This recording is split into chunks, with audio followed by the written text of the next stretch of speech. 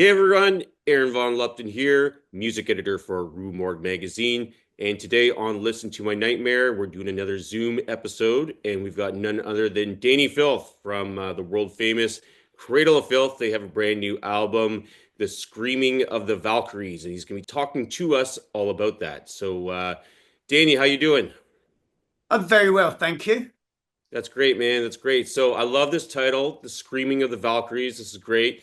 They're no longer just riding. They're screaming now. So what's going on with the Valkyries, man? What's going on? Why are they screaming? Well, it's an analogy for a cataclysmic event, like standing on a beach and witnessing a 1,000-foot wave about to hit you, or walking down the street and a mushroom cloud goes up. It's like that total inevitability of the end. And if you were to hear metaphorically, screaming from on high, they're being overrun, Asgard's fallen, it's Ragnarok, the end of everything. Um, so apart from that analogy, it's also a very, very heavy metal album title.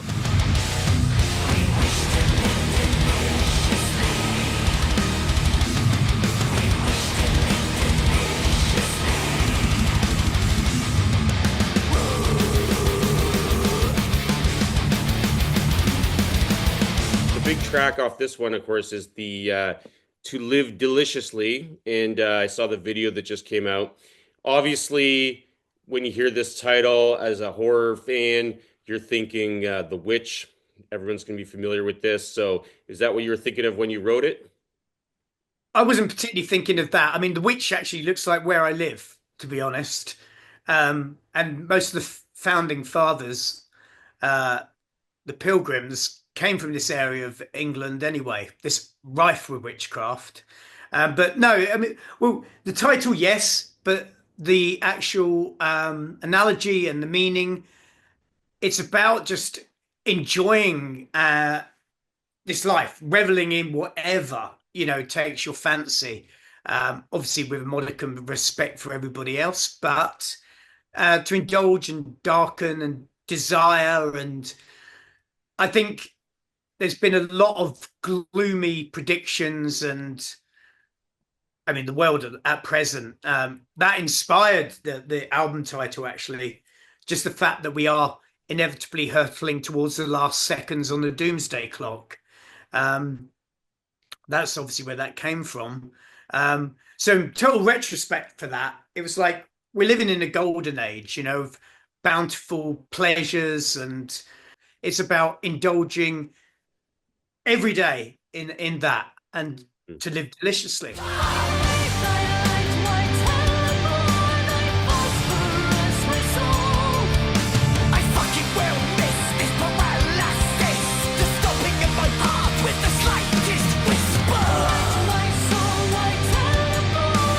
And White Hellbore, of course, on the surface sounds like a very sort of devilish type of title, but of course, the White Hellbore is just a flower, right? A plant, and except it's a very toxic plant. So, is Cradle of Filth the Hellbore, or is it someone else?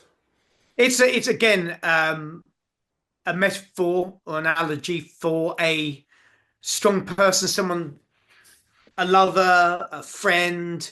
Um, the video which is coming out for that will also have a different slant on it.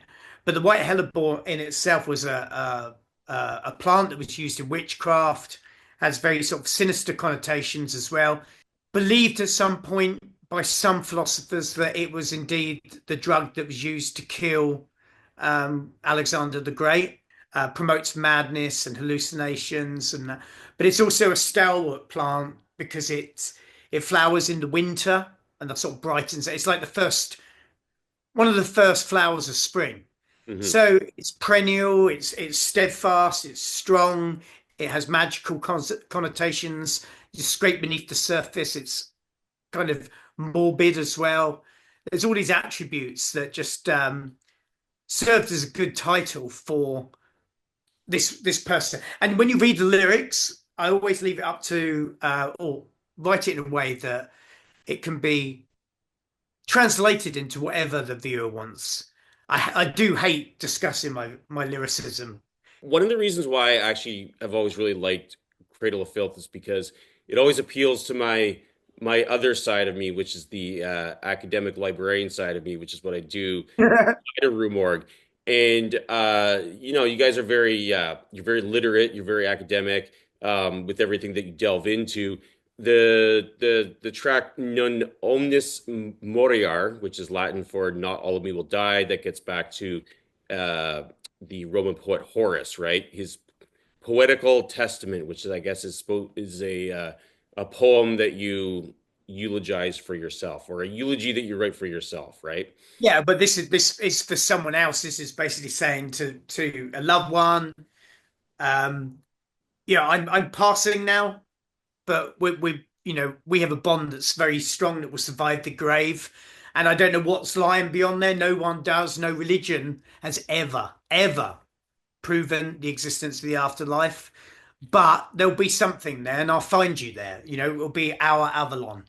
It'll be our, virtual, um, mythical, um, Eden, where we'll continue to live. And I haven't totally gone because we had a strong bond. My memory stays with this earth. It is an eulogy, sure, and I think again it's one of those things where you draw positivity out of the negative.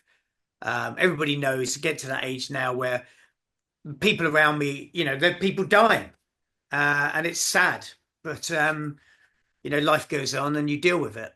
You of all bands, you of all frontmen, I figured would have been excited about the Robert Eggers Nosferatu. So, what did you think about that? Yeah, I really enjoyed it. I thought it was great color palette. I loved the nods to impressionist work. I loved the nods to Hammer horror and pretty much all the great Draculas, uh, of the past. And you can notice scenes where Robert Eggers sort of go, "This is a great idea. This one, I want to, like the meeting at the crossroads, Yep. very profound, vampiric lore, the crossroads, um, obviously where the devils met a lot of the time, and I could peer in and see other bits from other films, and I big grin on my face. Um, Loved everything about it. I just found Count Orlok a little unterrifying. I loved the way he looked. He looked like a Magyar or a Boyar, one of these, European warlords. He looked the part. Everything looked the part. It looked creepy and cold and dank. And I love the juxtaposition of the light to, it gets very bright during the daylight and very dark and insular. And it was great how they did that. I just did not find him scary enough. I loved the end. The end was perfect. It reminded me of Baudelaire's Metamorphosis of the Vampire. And I think he took a leaf out of that poet's book with that because it was perfect the way it ended. Normally, whoever plays Dracula is generally quite good looking and like this dark, charismatic stranger. It's always this guy who's always, very grandiose looking and whatever. And what I liked about the Eggers one was at the end, she's making love literally with a pus-filled sack of rotting meat. Yeah. Kind of dispelled the whole romantic romantic nature of the whole thing, even though it was held together by her love for a rather apathetic and pathetic husband. Okay. Well, thank you very much, Danny. I know you have a lot of other things to do today, but I will let you go. Thanks a lot for this. This is Danny Filth, Cradle of Filth. I'm Aaron Von Lupton from RUE Morgue Magazine, and this is Listen to My Nightmare.